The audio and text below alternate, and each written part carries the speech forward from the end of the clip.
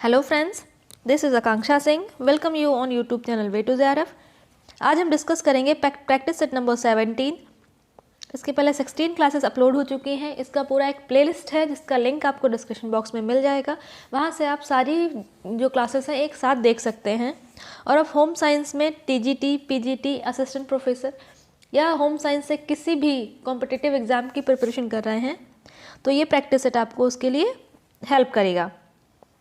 And video शुरू करने से पहले अभी तक आपने चैनल सब्सक्राइब नहीं किया है तो चैनल को सब्सक्राइब कर लीजिए। अपने फ्रेंड्स के साथ ज़्यादा से ज़्यादा शेयर करिए जिससे उन लोगों को भी हेल्प मिल सके। जो हमारा फर्स्ट क्वेश्चन है, the ideal size of flash card is. जो फ्लैश कार्ड है इसका आइडियल साइज़ क्या होता है? तो फ्लैश कार्ड क्या, ये कार्ड्स के रूप में होते हैं और फ्लैश कार्ड जो भी है ये हमें इंफॉर्मेशन प्रोवाइड करने के लिए हम यूज़ करते हैं। और ये ऐसे एरिया में यूज़ होते हैं जहाँ की जो पॉपुलेशन है वो बहुत ज़्यादा लिटरेट नहीं है, इलिटरेट पॉपुलेशन है। वहाँ की पॉपुलेशन को अवेयर करने के लिए या कोई इन्फॉर्मेशन प्रोवाइड करने के लिए हम फ्लैश कार्ड यूज़ करते हैं। तो उनका आइडियल साइज़ पूछा गया है, तो उनका आइडियल साइज़ होता है 10 to 12 इंचेस। तो यहाँ से आपको दो चीज़ें याद रखनी है। एक तो इनका साइज़ भी 10 से 12 इंचेस होता है। जब भी हम फ्लैश कार्ड यूज़ करते हैं तो 10 से 12 ही फ्लैश कार्ड यूज़ करते हैं, 12 से ज़्यादा फ्लैश कार्ड यूज़ नहीं करते हैं। अगर आपको इंचेस में दे रखा है तो ये 10 से 12 इंच होगा। और यही अगर आपको सेंटीमीटर में दे रखा है तो ये कहीं कहीं आपको 22 से 28 सेंटीमीटर या 22 से 30 सेंटीमीटर भी इसका मेज़रमेंट मिल जाएगा। तो ये आपको ध्यान में रखना है कि जो भी आप यहाँ पे मेज़रमेंट दे रखा है या इंचेस में है या सेंटीमीटर में है। तो जो करेक्ट आंसर है वो है option number C. Next question आता है, infestation of which worm is responsible for the cause of anaemia in rural population. Rural population में एनीमिया कॉज करने वाला कौन सा वर्म है जिसकी वजह से रूरल पॉपुलेशन में एनीमिया होती है? तो ऑप्शंस क्या हैं? Round worm, hook worm, thread worm या टेप वर्म। रूरल पॉपुलेशन में हम अगर एनीमिया की बात करें तो ये जो वर्म है ये सॉइल में पाया जाता है, मिट्टी में पाया जाता है और ये हमारी स्किन को पेनिट्रेट करके इजीली हमारी स्किन के अंदर आ जाता है। तब जब बच्चे मिट्टी में खेलते हैं बिना किसी स्लीपर्स के या बहुत ज़्यादा मिट्टी में खेल रहे हैं तो ये इन्फेस्टेशन उनकी स्किन को पेनिट्रेट करके स्किन के नीचे आ जाता है और फिर वहाँ से धीरे धीरे ये लीवर में पहुँचता है जहाँ जाके ब्लड सेल को डैमेज करने लगता है। अब जब ब्लड सेल्स डैमेज होंगी तो ये कॉज करती है एनीमिया। तो ये इसका ऑप्शन हो जाएगा हुक वर्म। ये हुक वर्म है, ये हुक के टाइप में होता है। इनमें यहाँ पे कॉर्नर्स इसके शार्प कॉर्नर होते हैं। ये कॉर्नर जो है ये सेल को डैमेज करने लगते हैं जिससे एनीमिया होता है। नेक्स्ट क्वेश्चन है, व्हाट इज ओडिपस कॉम्प्लेक्स। तो हमने यहाँ पे दो टर्म पढ़े हैं, ओडिपस कॉम्प्लेक्स और इलेक्ट्रा कॉम्प्लेक्स। ये सिगमंड फ्राइड की साइकोसेक्सुअल थ्योरी है जिसमें हमने ये दो टर्म पढ़े हैं, ओडिपस कॉम्प्लेक्स और इलेक्ट्रा कॉम्प्लेक्स। तो ओडिपस कॉम्प्लेक्स होता है बॉय का अट्रैक्शन फॉर हिज मदर और इलेक्ट्रा कॉम्प्लेक्स होता है गर्ल का attraction for his father. Means boy का अट्रैक्शन उसके अपोजिट सेक्स की तरफ और गर्ल का अट्रैक्शन अपोजिट सेक्स की तरफ। मतलब बॉय मदर के लिए अट्रैक्ट करेगा और गर्ल फादर के लिए अट्रैक्ट करेगी। तो ओडिपस कॉम्प्लेक्स बॉय के लिए है और इलेक्ट्रा कॉम्प्लेक्स जो है ये गर्ल के लिए है। तो साइकोसेक्सुअल थ्योरी है ये सिगमंड फ्राइड की। तो आपके लिए क्वेश्चन ये है कि हमने पढ़ा है साइकोसेक्सुअल थ्योरी में इसमें 5 स्टेजेज हैं। तो कौन सी वाली स्टेज में ये ओडिपस कॉम्प्लेक्स और इलेक्ट्रा कॉम्प्लेक्स वाले सिम्टम डेवलप होते हैं? तो उसका जो करेक्ट आंसर है वो ए है कि boys attraction for his mother Oedipus complex में ये होता है। तो आपको बताना ये है कि जो ओडिपस कॉम्प्लेक्स और इलेक्ट्रा कॉम्प्लेक्स वाले जो सिम्टम हैं ये कौन सी स्टेज में डेवलप करते हैं। नेक्स्ट क्वेश्चन आता है question number 4, which of the following is not an aetiological factor for peptic ulcer. इनमें से कौन सा पेप्टिक अल्सर का रीज़न नहीं है या जिसकी वजह से पेप्टिक अल्सर नहीं होता है? तो ऑप्शंस क्या हैं? Helicobacter pylori infection, eating habits, hereditary factors या लैक ऑफ एक्सरसाइज। तो यहाँ पे हेलिकोबैक्टर पाइलोरी इससे इन्फेक्शन से पेप्टिक अल्सर होता है। ईटिंग हैबिट, अगर ईटिंग हैबिट फिक्स नहीं है या बार बार ईटिंग पैटर्न चेंज हो रहा है तो इससे भी पेप्टिक अल्सर के चांसेस बढ़ते हैं। उसके बाद है हेरिडिटरी फैक्टर। तो हेरिडिटरी फैक्टर भी पेप्टिक अल्सर के एक कॉज है। लैक ऑफ एक्सरसाइज, ये पेप्टिक अल्सर का कॉज नहीं है। और यहाँ पे यही पूछा गया है कि एक इटियोलॉजिकल फैक्टर नहीं है, तो लैक ऑफ एक्सरसाइज ये पेप्टिक अल्सर का इटियोलॉजिकल फैक्टर नहीं है।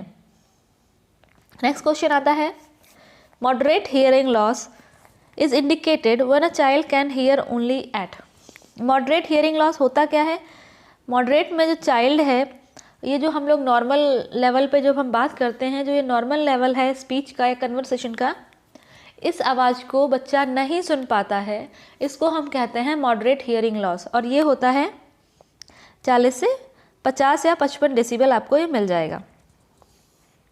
नेक्स्ट क्वेश्चन आता है, a pocket which is stitched on garment piece as a patch.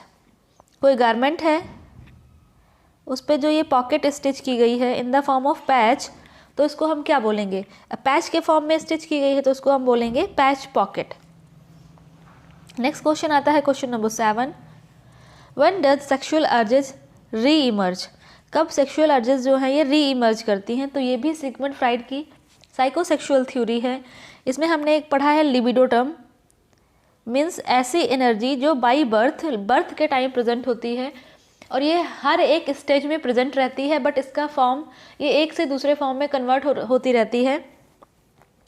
तो ये लिबिडो, इसको हम मतलब सेक्सुअल अर्ज कब री इमर्ज होती है, या हम बोल सकते हैं कि जो ये सेक्सुअल अर्जेज वाली जो फीलिंग है दोबारा से कब जन्म लेती हैं, दोबारा से कब प्रकट होती हैं। ये प्रेजेंट तो बाई बर्थ होती हैं, बट इनका ट्रांसफॉर्मेशन होता रहता है। जैसे ओरल स्टेज में जो बच्चा है उसको प्लेजर कहाँ से मिलता है? माउथ से मिलता है। एनल स्टेज में जब उसकी टॉयलेट ट्रेनिंग होती है तो उसको प्लेजर एनल से मिलता है।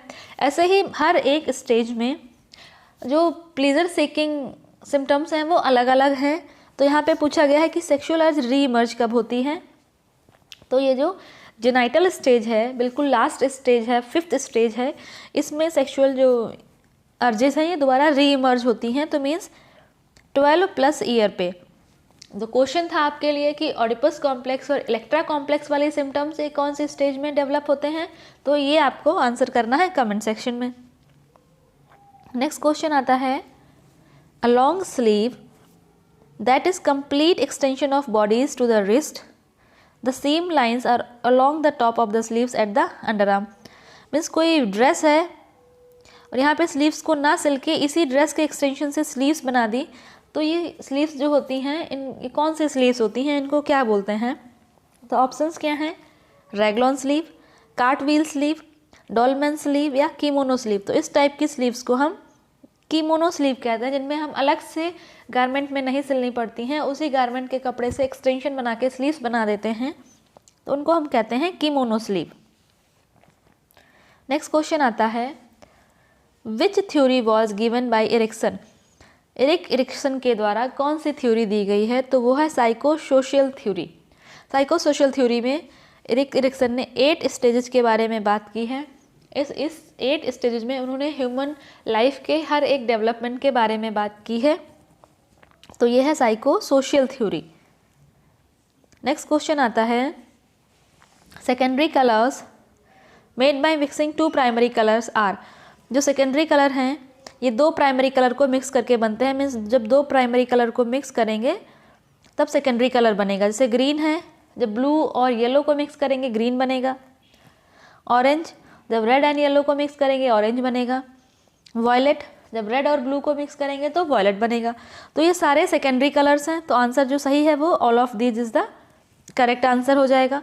और अगर आपने कलर थ्योरी या कलर व्हील को डिटेल में पढ़ना है तो इसका भी वीडियो आपको चैनल पे मिल जाएगा, या इसका लिंक भी आपको ऊपर आई बटन पे मिल जाएगा। यहाँ से आप कलर व्हील या कलर थ्योरीज इनको प्रॉपर मैंने डिटेल में वहाँ पे डिस्कस किया है, वहाँ से आप इसको पढ़ सकते हैं। नेक्स्ट क्वेश्चन आता है, workman compensation is paid to a worker. जो वर्कमैन कंपनसेशन है या हम बोलते हैं जो मुआवजा है वो किसी कर्मचारी को कब दिया जाता है? ऑप्शंस क्या हैं? On retirement, as appreciation of work done, on attaining injury at work, या नन ऑफ द अबव। तो रिटायरमेंट पे पेंशन मिलती है, जब वर्क अप्रिशिएशन होता है तो बोनस मिलता है। बचा क्या? On attaining injury at work, means किसी ऑर्गेनाइजेशन में कोई वर्कर काम कर रहा है, काम करते करते उसको कुछ चोट लग जाती है या उसके साथ कोई मिस हैपनिंग हो जाती है, उस टाइम उस इंजरी और मिस हैपनिंग को फुलफ़िल करने के लिए जो पैसा दिया जाता है या जो भी दिया जाता है उसको हम कंपनसेशन कहते हैं। तो काम करते टाइम अगर कुछ मिस हैपनिंग हो गई या कोई इंजरी हो गई तो उस इंजरी को फुलफ़िल करने के लिए जो आपको दिया जा रहा है, कंपनसेशन दिया जा रहा है, तो यही इसका आंसर जो है ये सही है कि on attaining in injury at work, किसी वर्क काम करते हुए कोई इंजरी हो जाती है तो वर्कर को कंपनसेशन दिया जाता है। नेक्स्ट क्वेश्चन आता है, head control is the ability to keep the head steady in upright position and move it well. Most infants accomplish head control by. बहुत सारे जो इन्फेंट हैं वो ये हेड कंट्रोल कब सीख जाते हैं कि जो इन्फेंट है अगर उसको हम गोदी में उठा रहे हैं तो अपने सिर को एक जगह पे रखना, स्थिर रखना कब तक सीख जाता है? तो उसका करेक्ट आंसर है 3 वीक ऑफ एज। 3 सप्ताह की आयु तक जो एक इन्फेंट है, जो बच्चा है, वो अपने सिर को एक स्थिर रखना सीख जाता है। नेक्स्ट क्वेश्चन है, one of the motive used in Bandhani. इस बंधानी में कौन सा एक मोटिव यूज होता है? तो वो है लड्डू जलेबी। नेक्स्ट क्वेश्चन आता है, desirable weight of a person depends on only his height and age but also on his. अगर कोई हम बात करते हैं पर्सन के वेट की तो उस पर्सन का वेट जो है उसके हाइट, हम जब भी हाइट और एज पे तो डिपेंड करता ही करता है। जब हम वेट मेजरमेंट करते हैं तो हम क्या हाइट और एज ये 2 फैक्टर लेते हैं। इन 2 फैक्टर के साथ साथ और कौन से फैक्टर हैं जिन पे पर्सन का जो वेट है वो डिपेंड करता है? ऑप्शंस क्या हैं? Body fat content, muscular development, bone structure, all of these. तो बॉडी में फैट कितना है, मसल डेवलपमेंट कैसा है, बोन स्ट्रक्चर कैसा है, ये सारी चीज़ें डिपेंड करती हैं कि पर्सन का जो वेट है वो कितना होगा। नेक्स्ट क्वेश्चन आता है, fill in the blank occur when the adult meets a child's basic need for survival. जब किसी चाइल्ड की जो बेसिक नीड है, अगर चाइल्ड को कुछ ज़रूरत है, उसकी जो बेसिक नीड है वो किसी एडल्ट के द्वारा फुलफ़िल कर दी जाती है तो ये क्या होता है? तो वहाँ पे क्या होता है? तो हमने एरिक एरिक्सन की साइको सोशल थ्योरी पढ़ी है। उस थ्योरी में हमने फर्स्ट जो स्टेज पढ़ा है वो है ट्रस्ट वर्सेस मिसट्रस्ट। तो ये यहाँ पे ट्रस्ट वर्सेस मिसट्रस्ट डेवलप होता है। अगर चाइल्ड की जो बेसिक नीड है वो फुलफ़िल कर दी जा रही है एडल्ट के द्वारा तो चाइल्ड में ट्रस्ट की भावना डेवलप होगी, और अगर उसकी जो बेसिक नीड है वो फुलफ़िल नहीं हो पा रही है तो वहाँ से उसको मिसट्रस्ट की भावना डेवलप होगी।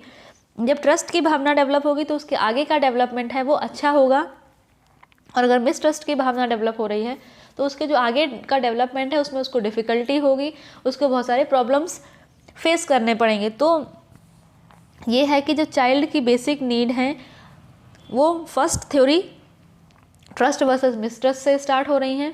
तो उसकी जो भी नीड्स हैं अगर वो फुलफ़िल हो रही हैं तो वो पॉजिटिव एस्पेक्ट्स को देखेगा और उससे वहाँ से वो डेवलपमेंट को एक पॉजिटिव वे मिलेगा। तो जो बी आंसर है, B option, trust versus mistrust, ये इसका करेक्ट आंसर हो जाएगा। और जो क्वेश्चन था आपके लिए कि ओडिपस कॉम्प्लेक्स और इलेक्ट्रा कॉम्प्लेक्स, ये सिगमंड फ्राइड की जो साइकोसेक्सुअल थ्योरी है, इसकी कौन सी स्टेज में ओडिपस कॉम्प्लेक्स और इलेक्ट्रा कॉम्प्लेक्स वाले सिम्टम डेवलप करते हैं, उस स्टेज का नाम आपको कमेंट सेक्शन में बताना है। एंड अगर वीडियो आपको अच्छा लगा है तो लाइक एंड शेयर ज़रूर कर दीजिए। अभी तक आपने चैनल सब्सक्राइब नहीं किया है तो चैनल को भी सब्सक्राइब ज़रूर कर लें, अपने फ्रेंड्स के साथ ज़्यादा से ज़्यादा शेयर करें। मिलते हैं नेक्स्ट वीडियो में, तब तक के लिए wish you all the very best, good luck, bye bye.